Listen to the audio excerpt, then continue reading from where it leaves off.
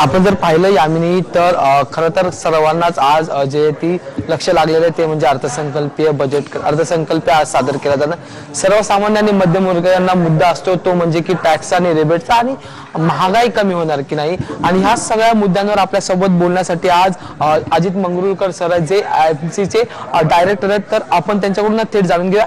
Sir, आज काय काय येऊ शकतं, काय काय मुद्दे समोर येऊ शकतात आणि कुठल्या कुठल्या गोष्टींवर टॅक्स कमी होईल की वाढणार, कारण की सर्वांना आज प्रश्न या बजेटमध्ये सगळ्यांचं अगदी अपेक्षा आहे की या वर्षी तरी फायनान्स मिनिस्टर टॅक्सच्या हिशोबाने काही ना काहीतरी देतील, कारण की करंट सिच्युएशनमध्ये असं आहे की आपलं कन्झम्पशन जो इंटरनल कन्झम्पशन आहे तो खाली चाललाय आणि तो कन्झम्पशन चाललाय कारण की लोकांकडे पैसे नाही खर्च करायला।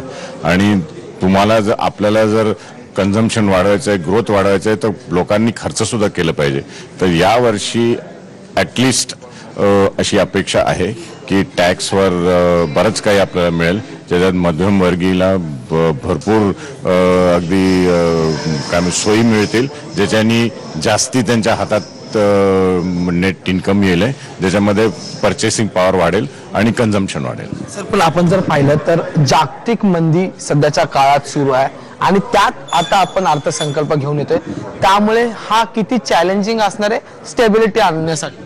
नाही, चॅलेंजिंग तर आहे, पण जर आपण पाहिलं तर आपलं इंडियन ग्रोथ जी आहे ती इंटरनल कन्झम्पशनवरच आहे। म्हणजे आपली GDP ग्रोथ जी आहे इंटरनल कन्झम्पशन किंवा गव्हर्नमेंट एक्सपेंडिचरवर आहे। इथे काही गव्हर्नमेंट एक्सपेंडिचर तर आहे, पण इंटरनल कन्झम्पशन कमी झालं नाही, स्पेशली आपल्या अर्बन एरियाजमध्ये। आपण जर गावाकडे गेलो तर त्यांचं कन्झम्पशन वाढलं, पण अर्बन एरियाजमध्ये कारण की सॅलरी क्लास तिकडेच आहे तर त्यांच्याकडे डिस्पोजेबल इन्कम कमी झालं, लोकांचे इन्कम्स वाढले नाही आहे, पण त्या इन्फ्लेशन ऑलमोस्ट अबाउट 5.5% तो एक म्हणजे तो स्टेबल राहिलेला आहे।